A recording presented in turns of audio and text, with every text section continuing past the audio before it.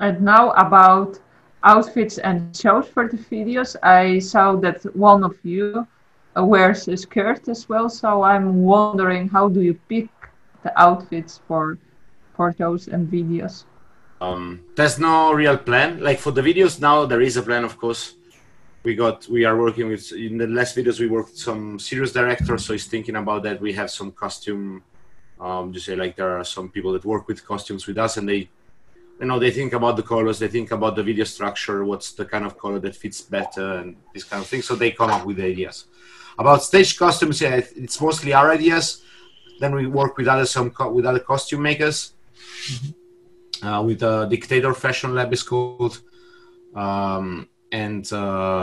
Usually we come up with some idea and we say, oh, I'd like to have this and that, and get him. But there's no real plan. I mean, most of the time it's just some random bullshit that comes to our minds, especially in my case. Oh, basically it's whatever you are feeling in the day, and it's like, it's more or less, yes. In my case it is. In the other, like Poto Woto Minimac has a proper costume, like custom tailored by our costume maker. Raffaello is also, I mean, he has his own outfit. It's like a trademark. Yeah, exactly. It's a trademark. I have the same dress for every concert. Of course, I change my clothes. Dress? Yeah, I mean, I have the ballet tutu and the same shirt, and that's my trademark. And of course, I change my clothes for different songs, but I wear a tutu all the time. Cool. So, and you have also the wig, right? Yeah, this is my the other trademark. But that's natural. Yeah. People think it's a wig, but it's no, natural. It's no more a wig. No, the wig is when he goes out normally. You see, like without this hair, he's wearing a wig in that moment. He needs to cover that. Yeah. This is your normal hair. Yeah, exactly. Yes. Okay, cool. Nice color. Thank you. So, guys, before I ask about the reaction of the fans, now I'm going to ask the reaction about the bands. What was the reaction? You had any bad reaction from the bands that you covered a song like Maiden, like Metallica, like... no, I don't think they don't give a shit. No, that's the reaction was, what? Like, they ignore us, of course. I mean, like, big names ignore us. I mean, come on. They couldn't care less. But I heard, like, we had a couple of times, like, back then, maybe 10 years ago, even more than that. I remember we talked to people that spoke with Joy Di Maio, and they talked to him about us. And so, like, they also, I remember there was this journalist that interviewed us, and like maybe 1 or 2 weeks before interviewing us, he was talking to Joy Di Maio and was showing, like, I think the video of Metal La La La. And so he told, like, the Joy Di Maio said, oh, these guys are very good, but they're wasting their talent. But this is like something that we heard 10 years ago. So it's the only reaction we heard from, say, top tier metal artists. So from the highest ranking metal bands. But like, yeah, from other bands now, you know, like we meet Rhapsody them. And sorry? Rhapsody. Yeah, Rhapsody, we know them. It's like we are in contact with them. No, they're fine. I mean, Fabio Leone sang with us. He's a very fine guy. Like, yeah. I believe. I would say so. The one bad reaction we had, I think, it was from Therion. From Therion and Take, I think it's called the black metal Norwegian band. Take. Because when a couple of years ago there was a festival in Italy where we played, then there were, I think, Flash God Apocalypse, there were Therion, there were Take, there were like some power metal, some black metal. It was mostly extreme metal festival, but anyway, so we played there. After our show, we went to the dressing rooms. They were just above the stage, so you could see, like, from the windows, people could see us because the dressing room was like, this stage was was like a sport building. So we are in I think it was a school that just in front of this. Of the place they were playing. So we were, at some point we started like dancing in the dressing room, and people were looking at us and they started dancing with us, something like that. And so there was a black metal concert in the middle. We were like dancing like like crazy. Also, Mr. Baffo led Macarena. Yes, that's the next step. Okay. Because then, the first we were on this in this building, and so we were doing that in front of the window, and people were looking at us from the outside. Yeah, but and underneath, people start to come and to see us instead the band that was playing. Exactly, they turned their heads towards us. So they get very angry. And afterwards, the second point is that I was covered by the lights of the Christmas tree. Okay. And I started to dance the Macarena, and all the people started to follow me in this dance, and half of the crowd started to play Macarena, so they were not really happy. That was during Therion's shows, because I we published a video about this a couple of days ago, that half of the crowd was not watching. I mean, they were watching their shows but doing the Macarenas. I think it must have been very weird and very upsetting for them. I apologize. They were a little bit pissed off. A little, just slightly, just a little. But I remember I think there were also Exodus, and Exodus were laughing in the backstage. Yeah. Yeah. So it was mostly these Norwegian guys and Therion. So they were taking the metal seriously. Yes. Anyway, cool. So, about songs, so I'm wondering, you do Despacito, but I'm wondering, well, it's a popular song, but there is also Gangnam Style and Justin Bieber, so I'm wondering, have you ever considered this? First of all, we didn't do Despacito. Let me just we did Norwegian reggaeton. It's a different thing. Come on, please. Well, it's a little bit that direction. It's in that direction, but it's not Despacito. But still, like the style and so on, it's of course, it's like saying that Ironmonger is, I don't know, is Manowar. No, it's our song, but then it's Manowar oriented. It's Manowar oriented. It's a style. It's reggaeton. That's why it's called Norwegian reggaeton. It's not called Norwegian country pop. Mm-hmm. Oh, I mean, everything depends on inspiration. It's like we don't choose beforehand the genre. We usually, like, the style of the song comes up with the topic of the song itself. So it's not like the two things come together. So maybe we can do like some Gangnam Style stuff at some point if we. I mean, I would like to write a song about eating dogs, for example. So that could be a nice topic for Korean music. Interesting. Okay.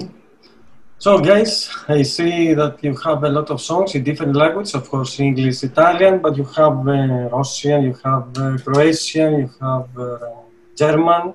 So, how many languages do you speak? I speak 10. Asciato. You speak 10? Yeah. Okay. Can you tell us which ones? I speak, well, Italian, English, Serbian, Spanish, French, some Portuguese. Then I speak Hebrew, Arabic, German. Yeah. Maybe I forgot something. Russian, did I say Russian? Russian. Yeah, no. Russian. Okay. And Serbian? Serbian I said already. Yes. Any Greek? No. No? Fagoto. Not yet. No, yeah, I didn't have time. I started learning Chinese, but it's not. Yeah, you have to study Chinese. I'm studying Chinese, but it's not working. And you guys, you speak any other languages? Maybe I can say I speak Italian well, so. Okay. Mr. Baffo? I try to speak English like this. Like this. So Mr. Gatto is the man. Yeah, I mean, I understand something in Spanish, something in French, but I don't speak other languages. Okay. But how you decide to make these songs in German, Russian? Because I had ideas for funny jokes, wordplays in those languages. So like everything actually, like that song is not exactly a translation. There's a because in German it's called Schwarzwald. So in Germany you have this place called Schwarzwald, which means like the Black Forest. Okay. But if you change one letter, it becomes Schwanzwald. Schwanz means tail, but it also means penis in German. so it can be understood as like the forest of penises. Okay. And then I thought about Russian. Is you have Uzbekistan, then Hui. Hui means cock, so it can be Uzbekistan. It's like the country of cocks, or some kind of country of cocks. Okay. And Serbian is the same thing because there's Titograd. It's the ancient name of Podgorica. It's the capital of Montenegro. Was Titograd? Kitograd means Kita is cock, so Kitograd means also like the city of cocks. So. But you have to be careful, because if you don't, you accidentally insult someone and you're like, oops, I mean something else in a different... No, I always insult someone on purpose. I never do that accidentally when I mean to insult someone. I don't do that accidentally. So, now about the music itself, you joined forces with Gloryhammer, so I'm wondering, how did you combine the two music styles that both bands have? And how did you ended up with Gloryhammer? We thought it was cool. Like, we like Gloryhammer, we've seen the videos, we've seen Thomas, we said, okay, why not? They're a Napalm band, so we had some... Actually, we didn't even need to contact them through our common label. We just wrote them an email and they were cool, and they said, yeah, why not? Yeah, and so with Gloryhammer we share this funny soul, and I guess it became natural. Yeah. Okay. Interesting. Yeah, it was like it mixed it together, like Gloryhammer, the universe, the galaxy. You heard funny stuff there. Yeah. So I'm wondering, then you had Gloryhammer, you did some parodies on, well, bands. So I'm wondering, who will be the next victim for a joke? Are you going I to don't think I can tell you, but we have... Top just secret. today I was talking... What? Top secret. Top secret. I will be notified within a month or so. We have a huge guest. Oh, nice. I was talking to him today, so it's something very... Very interesting. Yeah. Looking forward. Yeah, just wait for that. Yes. So the clue is a male person. Yes, I mean, that's not such a big clue. I mean, like 85% of the metal... Fortunately, I say I'm sad because I would like to have more females around the metal scene. That's not the case. Yeah. But you did, now you said you did only covers of bands with male frontman, eh? You never did for a female band. Not yet. I mean, we have ideas for female featurings, but again, it's ideas. We have contacts. We need time and money. So The right song. The right song. And the right song, of course. And I wanted to ask about the lyrics. Who is writing the lyrics? It's like mostly together. We do like most of the things in the band. Usually there's someone coming with a topic, and then we develop the topic together usually. So that's... And apart from the Russian songs that... Yeah. Who wrote these lyrics, and how you remember these lyrics? The power of the power of the power of the great sword. It's very hard, yeah. Yeah, how do you remember? How can you remember? But hard work. Yeah. That was very funny. Was the Russian anthem, eh? What? Sorry? Yeah. That was the Russian anthem. Russian. Yes, but it's not. It's the Russian and the Soviet Union anthem. Yeah, it's yeah. like the lyrics intertwined from the two anthems, so it's a little bit confusing. Just to make things even less clear. But yeah, the music, of course, is the same of both anthems, but the lyrics are different. Very nice. And I want to say that the last album was 2 years ago, right? Yeah. Yes. So it seems like every 4 years you have an album. Do you think this time will be earlier? Yes, we'll have 2 albums actually. 2 albums. No, so okay, so I think I can. No, I don't know if I can tell you that. So anyway, we recorded an album already, so we got something that's already done. Yeah, and will be faster anyway. Yes. Okay. But the thing is that during lockdown we wrote an entire album, and then we have material for maybe like 3/4 of a new album. So we need to write like 2-3 songs, and then we got another one. But the plan is there's no plan because we got some. Actually, we are working. So Napalm, I think I can tell it here, but we'll be reprinting like the Stairway to Valhalla album. There will be a special edition of Stairway to Valhalla with lots of bonus tracks, unreleased stuff, video. There's going to be a lot of stuff on top of it, and it's going out in a few months. Then after that, we're going. So that's going to be released as a double CD. Oh, nice. And then we have a new album that we still need to negotiate and work on the dates because it all depends on the tour and that's it. So we are talking about producing stuff and so on. So I'm wondering, you start with Audio Globe, and now you were self-producer, and now Nano Record. So I'm wondering, are there any benefits, drawbacks, moving to such a big label?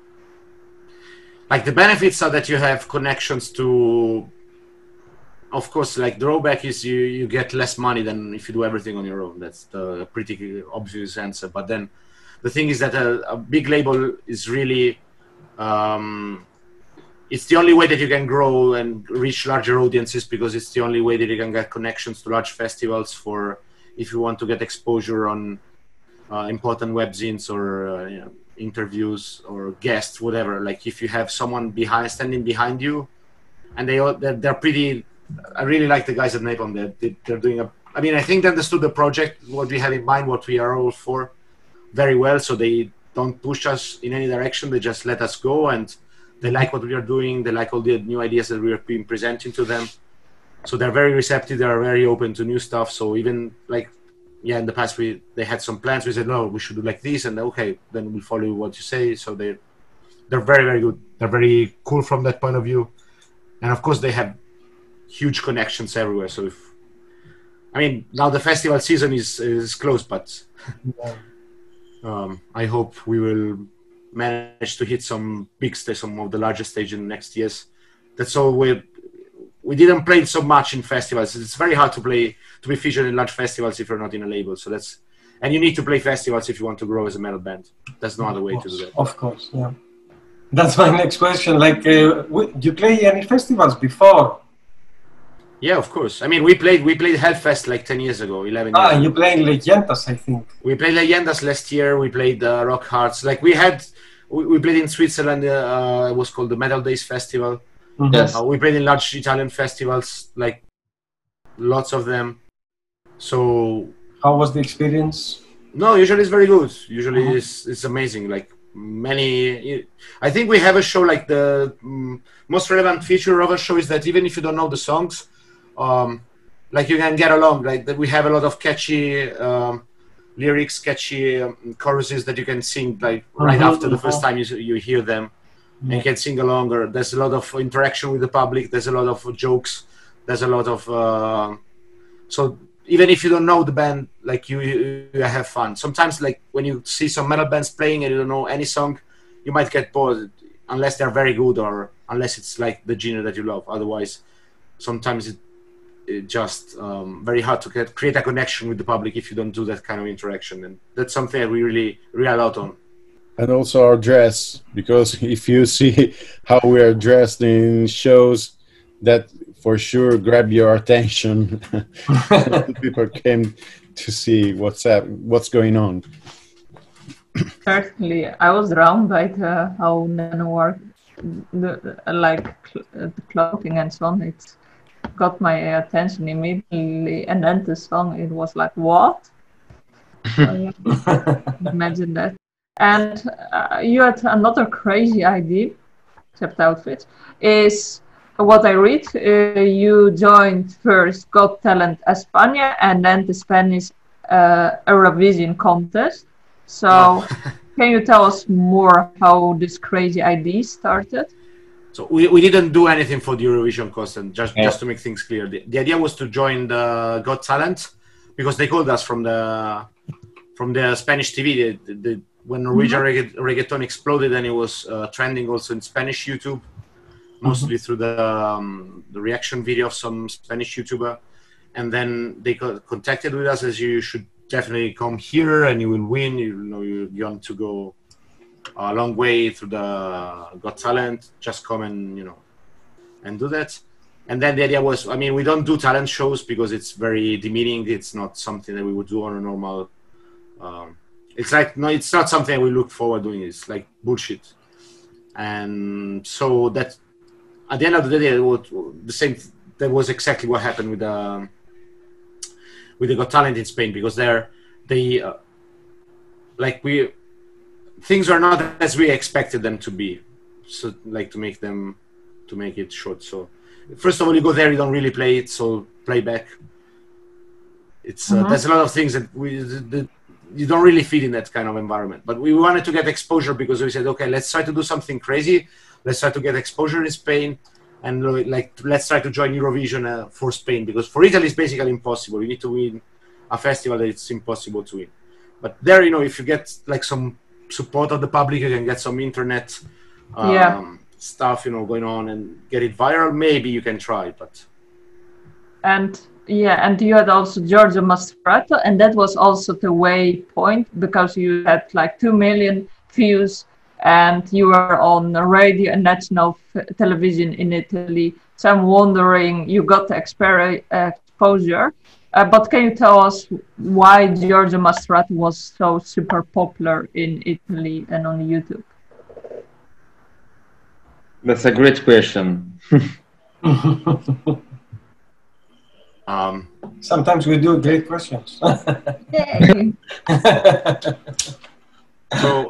So Giorgio Mastrota is very famous in Italy since the 90s. I think he won like the Mr. Italy contest, like the most beautiful male in Italy in the early 90s. Then he was, there's a lot of, how to say, like he was always on television doing stuff. So he was either presenting some program, and then he eventually became very famous for selling stuff. So he was on this commercial selling usually pots, and he was selling these pots and said, oh, these pots are made of pure steel, like they're the purest steel. And it's something that was a sort of a cliche. This guy's selling pots like steel pots on television. So we said, okay, if he's the guy who is the master of steel, this guy needs to be metallized. So we need to make some kind of metal version of this guy, because at least in Italy is very famous for selling these pure steel pots. And that's how the idea came. At first, actually, the song, I was thinking, I mean, the idea for me especially was to write it in English. Then I think it was one of the first songs that we wrote in Italian. Then the Italian version sort of exploded on YouTube, went viral, and got us a lot of fame in Italy. Yeah. But because the guy is very famous, and I think it was a very good combination, because it works perfectly, and you don't expect this guy to be a metalhead still. Yeah, so for the best understandment, I would say listen to the song. And for now, these were our questions. Now we have the viewers' question. So the first viewer question is from Iana Lucas. Are you planning to invite someday a guest as Luca Turilli? We can say it since we told you before. We think about our guests, looking for the right song, the right moment, and the right topic. And yes, we can call Luca Turilli. We can call James Hetfield or Bruce Dickinson. Who can say it? So, if this is the question, the answer is yes, maybe. I don't think Luca Turilli is a guy that takes himself too seriously to do any featuring with us. So I don't think it will ever happen. Oh. And so I had also one question, like Mr. Baffo. Yeah. I read that you are a singer, entertainer, and weightlifter. So how many kilos is your record? Actually, I think my maximum is 120 kilos, but I don't know precisely. Oh, okay. And I have also one question from the viewer, Lana, sorry. When we will see your abs on Vogue? To be a model, as I said before. Maybe in 1 year. 1 year. Everything is good. or I don't know, 6 months, 7. But So after lockdown. are we gonna see those apps on yourself, on stage, and you in another place? Maybe tomorrow. Everywhere, I guess. On stage, on the first page of Vogue, who knows? Cool. So the last viewer question, Gianfranco Melone, did you ever show Giorgio Mastrota his song? And he said, I love it. Well, he played with us on stage, so he knows about the song. Yes. Cool. Yeah. So this was all. So tell us, are you going to do something different in the future, or will you stay parody comedy? Who knows? Who knows? Yeah.